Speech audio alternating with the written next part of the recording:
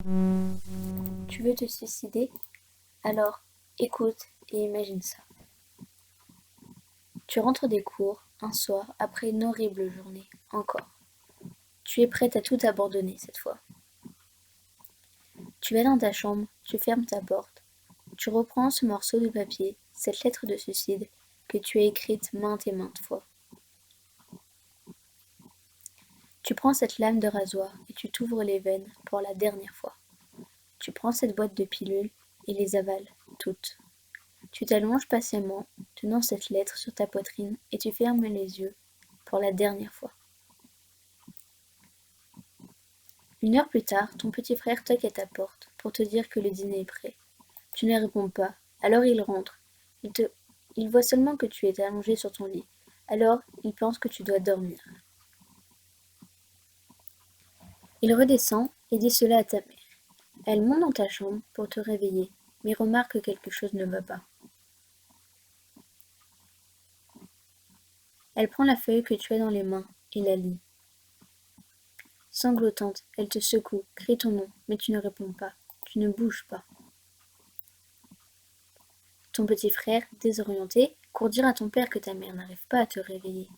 Ton père monte dans les escaliers, affolé, et voit ta mère en train de pleurer, tenant fermement cette lettre contre sa poitrine, près de ton corps sans vie. Il comprend rapidement et se met à crier, jetant un objet à travers la pièce. Puis il tombe à genoux et se met à pleurer. Ta mère s'approche de lui difficilement et ils se prennent dans les bras et pleurent. Le lendemain, à ton collège, le directeur annonce ton suicide à ta classe. Cela prend quelques secondes avant que chacun se rende compte. Puis tout le monde devient silencieux. Tes professeurs pensent qu'ils ont été trop durs avec toi.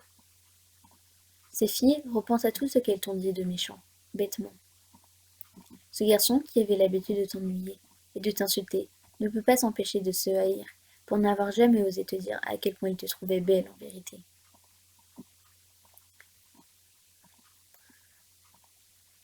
Ton ex-petit copain ou ton copain, celui à qui tu disais tout, il ne peut pas supporter d'entendre la nouvelle. Il s'effondre, se met à pleurer, puis quitte la classe. Tes amis, ils pleurent aussi, se demandent comment ils ont fait pour ne pas pouvoir empêcher ça. Ils auraient aimé pouvoir t'aider avant qu'il ne soit trop tard. Et ta meilleure amie, elle est en état de choc. Elle ne peut pas y croire. Elle savait ce que tu traversais, mais elle ne pensait pas que ça pouvait aller aussi mal.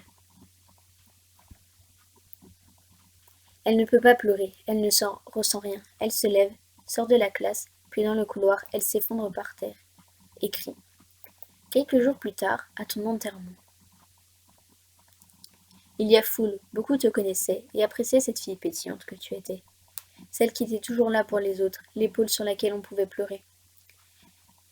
Ils parlent tous de bons souvenirs qu'ils ont avec toi. À tous, on peut voir des larmes couler le long de leurs joues. Ta meilleure amie essaye de rester forte pendant toute la cérémonie, mais au moment où ton cercueil est mis en terre, elle perd tous ses moyens. Elle se met à pleurer comme elle n'a jamais pleuré. Et elle continuera pendant des jours et des jours. 2 ans plus tard. Tes amis, pour la plupart, sont tombés dans la dépression, et ils parlent toujours à un psychologue 1 fois par semaine. Certains de tes professeurs ont tout simplement pris leur démission.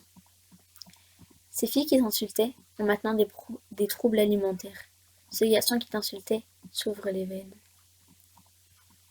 Ton ex-petit copain s'ouvre les veines, fait des tentatives de suicide, ne sait plus comment aimer, il n'a jamais pu avoir de relations stables à nouveau. Ta meilleure amie a essayé de se suicider.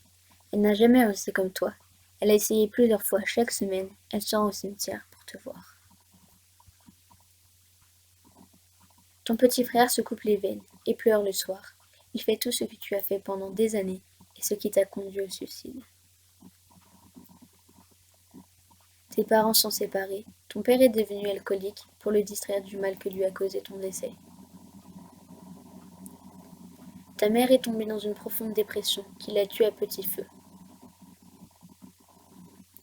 Les gens ne s'en fichent pas, tu ne le remarques peut-être pas, mais ils ne s'en fichent pas. Tes choix ne t'affectent pas seulement toi, ils affectent tout le monde autour de toi. Ne mets pas fin à tes jours, il te reste tellement à vivre. Les choses ne peuvent pas s'améliorer si tu abandonnes. La vie est faite pour que l'on se batte. Si ça ne va pas, défoule-toi, hurle, crie, pleure, parle-en, mais ne baisse jamais les bras.